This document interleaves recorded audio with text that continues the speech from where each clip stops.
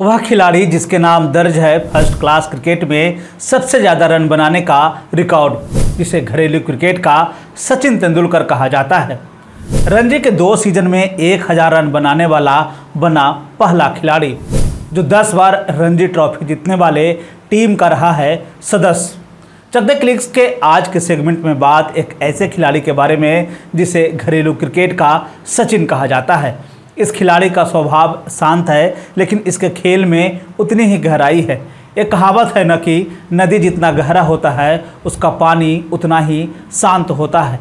ठीक उस नदी की तरह यह खिलाड़ी अपने नाम घरेलू क्रिकेट में कई रिकॉर्ड दर्ज कर चुका है। घरेलू क्रिकेट में इस खिलाड़ी के नाम सबसे ज़्यादा रन बनाने का रिकॉर्ड दर्ज है। इस खिलाड़ी का बचपन बहुत ही कठिनाइयों से गुजरा। इनके पिता एक ड्राइवर की नौकरी करते थे, लेकिन बेटे के दिलो दिमाग में देश के लिए खेलने का सपना था। उस नीली जर्सी को पहनने का सपना था, और कहते हैं न कि खुली आंखों से सपने देखता है, उसके सपने जरूर पूरे होते हैं। इस खिलाड़ी ने भी अपने बल्ले से वह कर दिखाया जो हर किसी के बूते की बात नहीं है। आप भी समझ ही गए होंगे, हम बात कर रहे हैं वसीम जाफर के बारे में।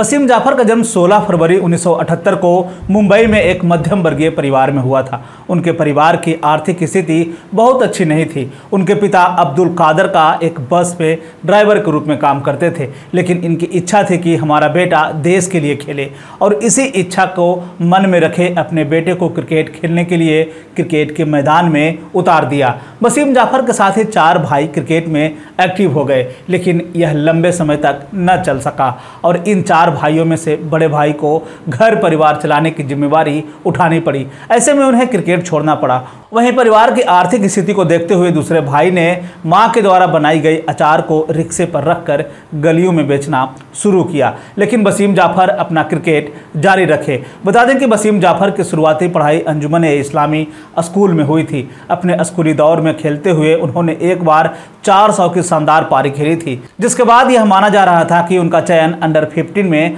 हो जाएगा, लेकिन ऐसा ना हो सका, जिसके बाद वे खूब रोए थे। लेकिन उन दिनों को भूलकर उन्होंने फिर से खेलना शुरू किया। अब शुरू होता है वसीम जाफर का रणजी कैरियर। स्कूली दिनों को अपने बेहतर प्रदर्शन के कारण उन्हें महज 18 साल की उम्र में मुंबई की तरफ से रणजी खेलने का मौका मिल गया। रणजी में पहुंचते ही उन्होंने वो किया जो उस समय के महान बल्लेबाज भी न कर पाए थे, और वह इतिहास के पन्नों में दर्ज हो गया। रणजी के अपने दूसरे मैच में वसीम ने सुलक्षण कुलकर्णी के साथ मिलकर कुल 460 रन की साझेदारी की, जिसमें वसीम ने 314 रन की शानदार पारी खेली। वसीम के इस शानदार पारी के बाद देश की लीडिंग अखबार द इंडियन एक्सप्रेस ने लिखा था कि वो उसने टेम्परामेंट का कमाल किया है। कहते हैं ना कि उस समय धमाकेदार बल्लेबाजों में जिसकी गिनती होती है उसमें पॉली उमरगिल, विजय मर्चेंट, अजीत वाडेकर, सुनील गावस्कर, दिलीप वेंगसरकर और सचिन तेंदुलकर भी यह काम न कर पाए थे। उस मैच में वसीम ने यह दिखा दिया था कि वह एक लंबी रेस का घोड़ा है। उनके शानदार प्रदर्शन के आधार पर उन्हें 24 फरवरी साल 2000 में दक्षिण अफ्रीका के खिलाफ अपने होम ग्राउंड में खेलने का मौका मिला, लेकिन वसीम को इसका बहुत फायदा नहीं मिला, और वे दक्षिण अफ्रीका के उस समय के तेज गेंदबाजों के सामने 4 पारियों में महज 46 रन नहीं बना पाए। लेकिन यह खिलाड़ी अभी रुका नहीं था, धीरे धीरे ही सही, लेकिन क्रिकेट में आगे बढ़ रहा था, और अपने क्रिकेट कैरियर में 6 साल देने के बाद साल 2006 में इंग्लैंड के खिलाफ अपने 15वें टेस्ट मैच में पहला शतक लगाया। उस समय तक वसीम के नाम 4 अर्धशतक जुड़ चुके थे। कहते हैं वसीम जाफर की बल्लेबाजी भारतीय उपमहाद्वीप में शानदार रही, लेकिन अभी भी उन्हें विदेश में अपने आप को साबित करना था। घरेलू क्रिकेट और भारत में क्रिकेट खेलते हुए वसीम जाफर ने अपने आप को तो साबित कर दिया था, लेकिन वे अभी भी विकेट पर टिके थे और रन बना सकते थे। ऐसे में साल 2006 में भारत की टीम वेस्टइंडीज के लिए रवाना हो गई। यह दौरा भारत के लिए सफल रहा। कोई 35 साल के बाद भारत की टीम वेस्टइंडीज की धरती पर टेस्ट श्रृंखला जीती थी। इस पूरे सीरीज में वसीम की बल्लेबाजी देखने लायक थी। उन्होंने 53.14 की औसत से 372 रन बनाए थे, जिसमें एंटीगुआ में खेले गए मैच में उन्होंने लगभग 400 गेंदों में 212 रन की शानदार पारी खेली।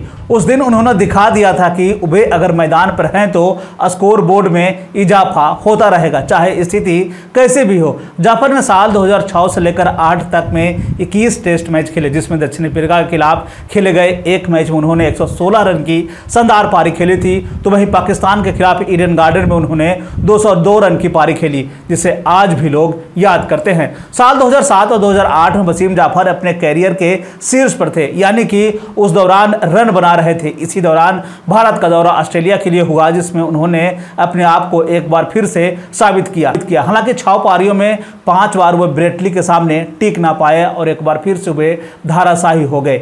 इन दिनों को याद करते हुए वसीम जाफर ने कहा था कि आज जब मैं वापस उस दौर के बारे में सोचता हूं तो मुझे लगता है कि मेरा मन अशांत हो गया था, लेकिन यह स्थिति बहुत ज़्यादा समय तक नहीं रही। मैंने कठिन मेहनत की, लेकिन चीज़ें फिर से उस तरह नहीं हुई जैसा मैं चाहता था। फिर साल 2008 में ऑस्ट्रेलिया दौरे में उनका प्रदर्शन लगातार खराब होता गया और वे भारतीय टीम से बाहर होते चले गए। इस दौरान उन्होंने 2 वनडे मैच खेले, जिसमें उन्होंने मात्र 10 रन बनाया। खराब फॉर्म में चल रहे वसीम जाफर के लिए साल 2008 बहुत ही खराब रहा। इसी साल दक्षिण अफ्रीका के साथ खेला गया टेस्ट सीरीज उनके लिए आखिरी इंटरनेशनल मैच साबित हुआ। इस दौरान साल 2000 से 2008 तक उन्होंने कुल 31 टेस्ट मैच खेले, जिसमें कि 58 पारियों में उन्होंने 34.10 के औसत से 1944 रन बनाए, जिसमें एक दोहरा अंतर्राष्ट्रीय शतक, 5 शतक, इसमें 11 अर्धशतक शामिल है। वेस्टइंडीज के खिलाफ उनकी 212 रन की पारी क्रिकेट इतिहास में सदा के लिए याद की जाती है और आगे भी यह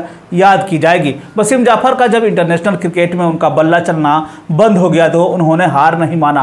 वे मैदान पर अभी भी एक योद्धा की तरह ही लड़ रहे थे। घरेलू क्रिकेट में उन्होंने वो कर दिखाया जो किसी बल्लेबाज के बूते की बात नहीं थी।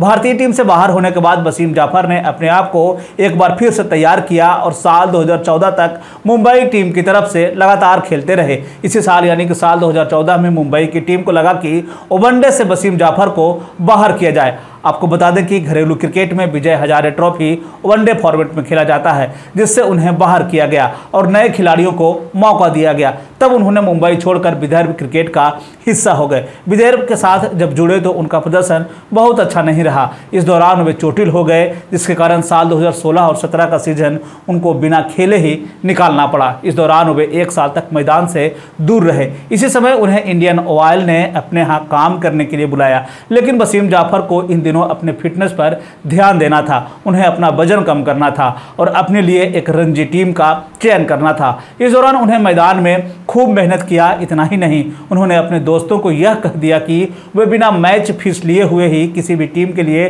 खेलने को तैयार हैं, लेकिन कहीं से कोई शुभ समाचार नहीं आया। फिर आया साल 2017 और 18 का सीजन, जिसमें विदर्भ के कोच ने वसीम जाफर से बात की। उस समय तक लोग यही सोच रहे थे कि अब वसीम जाफर संन्यास की घोषणा करेंगे, लेकिन उन्होंने सभी को चौंकाते हुए विदर्भ की तरह से खेलने का ऐलान कर दिया। अब विदर्भ एक इतिहास की ओर बढ़ रहा था। वसीम जाफर के टीम में रहते हुए विदर्भ ने 2 बार रणजी अपने नाम किया, साथ ही साथ ईरानी ट्रॉफी भी इन्होंने जितवाया। जब वसीम को भारतीय टीम से बाहर निकाला गया था तो उन्होंने अपने आप को संभालते हुए घरेलू क्रिकेट में रिकॉर्ड की झड़ी लगा दी थी। उन्होंने रनों का एक पहाड़ खड़ा किया। 156 रणजी मैचों में उन्होंने 12,038 रन बनाए, जो कि रणजी में अब तक का सबसे अधिक रन है। इस दौरान उन्होंने 40 शतक भी लगाए। रणजी मैच में 200 कैच लेने का भी रिकॉर्ड इनके नाम दर्ज है, जो यह बतलाता है कि कोई भी खिलाड़ी मैदान में कितना फिट है। उस खिलाड़ी के नाम 89 अर्धशतक भी दर्ज है। घरेलू क्रिकेट में दिलीप ट्रॉफी में उन्होंने